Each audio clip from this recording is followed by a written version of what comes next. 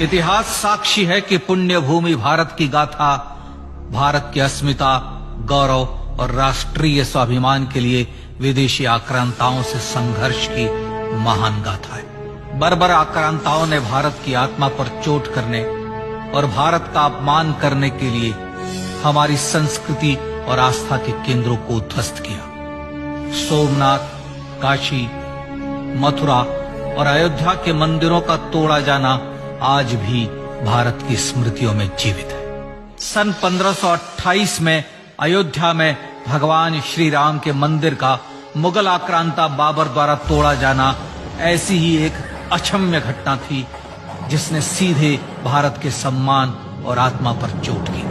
कारण साफ था, अयोध्या के श्री राम के मंदिर पर आक्रमण भारत की आत्मा पर आक्रमण था। जहां हर भारतीय के रोम रोम में राम बसते हैं, वह भारत यह अपमान कैसे सहता। राम मंदिर पर आक्रमण भारत को आहत कर गया था। विदेशी हमलावर अपनी बर्बरता दिखाते गए और भारत अपने आत्मगौरव को फिर से पाने के लिए संघर्ष करता रहा।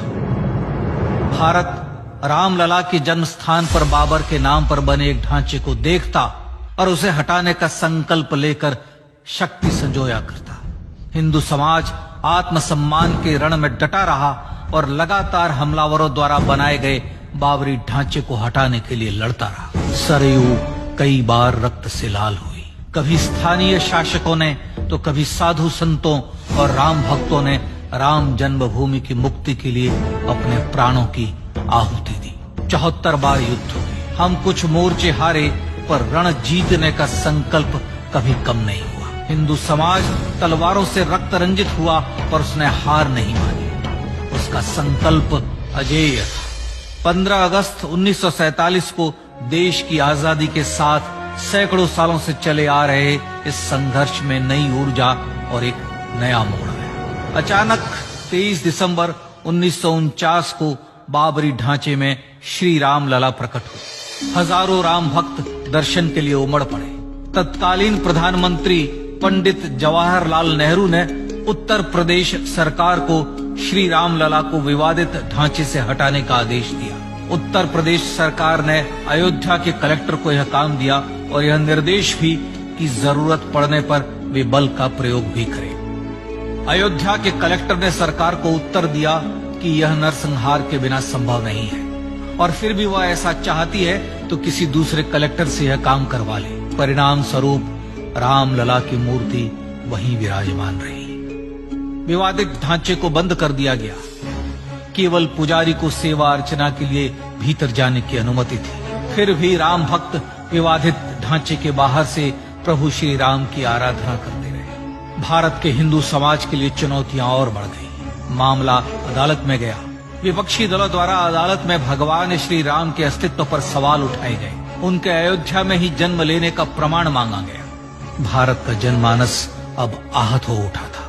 आजाद भारत में भी हिंदू समाज को अपनी आस्था और श्रद्धा के लिए संघर्ष करना पड़ रहा था। चुनौतियों के इस समय में सन 1984 में विज्ञान भवन दिल्ली में विश्व हिंदू परिषद ने धर्म संसद का आयोजन किया। इस संसद में देश भर के संतों ने राम जन्मभूमि की मुक्ति के लिए आह्वान किया और राम जन्मभूमि मुक्ति यज्ञ समिति का गठन किया।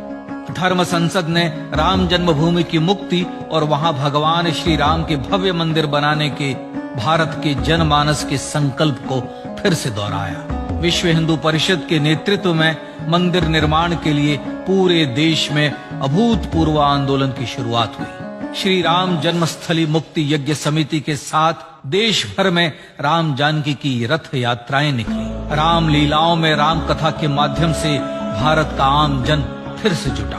अब सबके मन में एक ही प्रण था, एक ही लक्ष्य था। अयोध्या में जन्मभूमि पर भगवान श्री राम के भव्य मंदिर का निर्माण।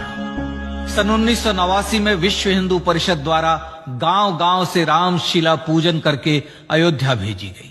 2,75,000 गांवों से रामशिलाएं अयोध्या पहुंची।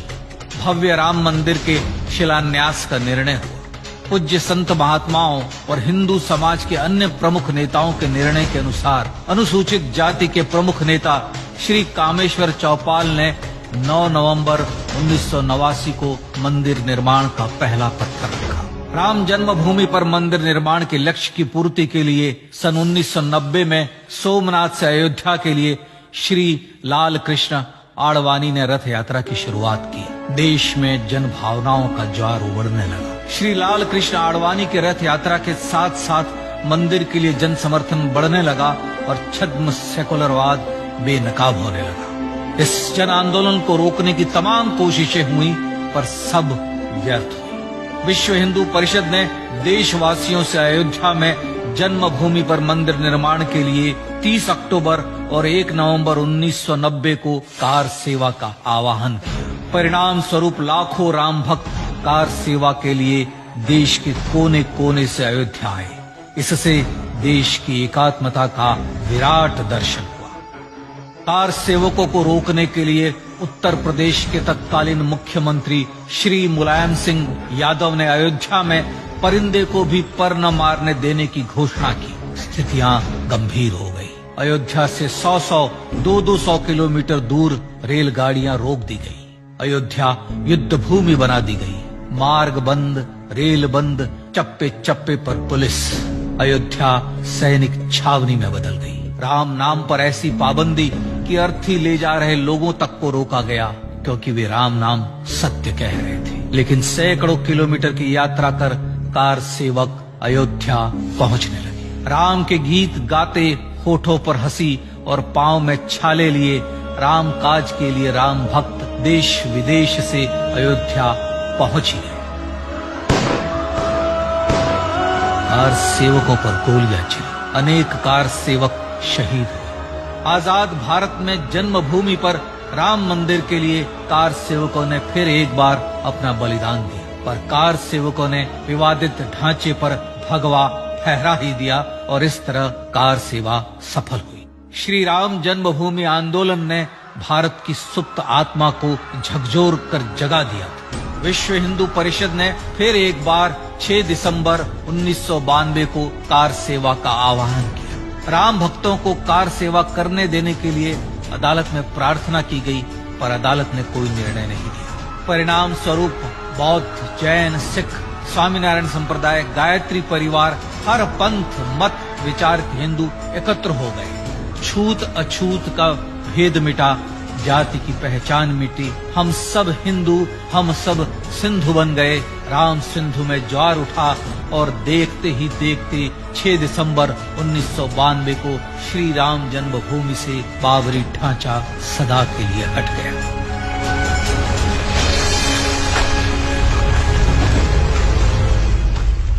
यह क्षण शौर्य, न्याय और सत्यमेव जयते का क्षण था। यतो धर्मस्ततो जय का क्षण था। पर संघर्ष की गाथा यहां जाकर भी नहीं रुकी। छद्म सेकुलरवादियों द्वारा भारत और भगवान श्री राम के इतिहास को झुठलाने के लिए अदालतों में चुनौतियों का सिलसिला चलता रहा, जो 1950 से चल रहा था। हिंदू सिखों के बीच से गुजरते हुए भगवान श्री राम का दर्शन करने के लिए विवश थे। यह स्थिति थी आजाद भारत में श्री राम और राम भक्तों की। पर सत्य को तो जीतना ही था।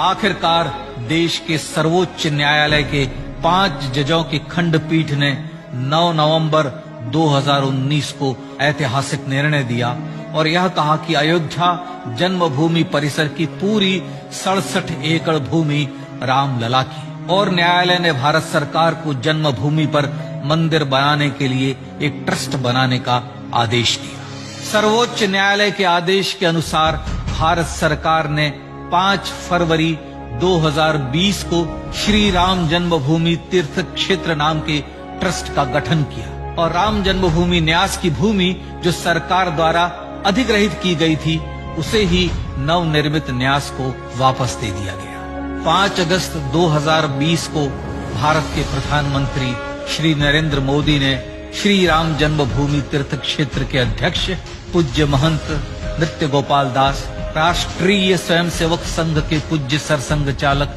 डॉक्टर मोहन भागवत एवं उत्तर प्रदेश के मुख्यमंत्री श्री योगी आदित्यनाथ की उपस्थिति में श्री राम जन्मभूमि पर भगवान श्री राम के भव्य मंदिर के लिए भूमि पूजन कर निर्माण कार्य का शुभारंभ किया। इस तरह लगभग 500 वर्षों से राम जन्मभूमि की मुक्ति के संघर्ष का पटाक्षेप हुआ। अपने आत्मसम्मान और राष्ट्रीय अस्मिता के लिए इतना लंबा संघर्ष विश्व के इतिहास में बेजोड़ है। श्री राम भारत की आत्मा, भारत की परिभाषा, हमारे राष्ट्रीय आदर्शों और जीवन मूल्यों के प्रतिनिधि मर्यादा पुरुषोत्तम हैं, जो हर हिंदू के होठों पर जन्म से मृत्यु तक रहे, बस यही हर हृदय में प्रार्थना होती है। राम भारतीय राष्ट्रीय स्वाभिमान और आसेतु हिमालय से समुद्र पर्यंत तक जन जन को एकात्मता के बंधन में बांधने वाले रक्षा सूत्र है। अयोध्या स्थित श्री राम जन्मभूमि पर बाबर का हमला वास्तव में भारत के स्वाभिमान और राष्ट्रीयता पर हमला था। प्रधानमंत्री श्री नरेंद्र मोदी द्वारा श्री राम जन्मभूमि पर राम मंदिर का पुनः निर्माण न केवल बाबरी मानसिकता का पराभव है, बल्कि संपन्न, सुखी, सुसंस्कृत, सर्वशक्ति संपन्न स्वराष्ट्र का सूर्योदय भी है। यह उस राम राज्य की दिशा में वह कदम है जिसकी अभिलाषा राजराजेंद्र चोल, कृष्णदेव राय, छत्रपति शिवाजी महाराज से लेकर महात्मा गांधी तक ने की थी।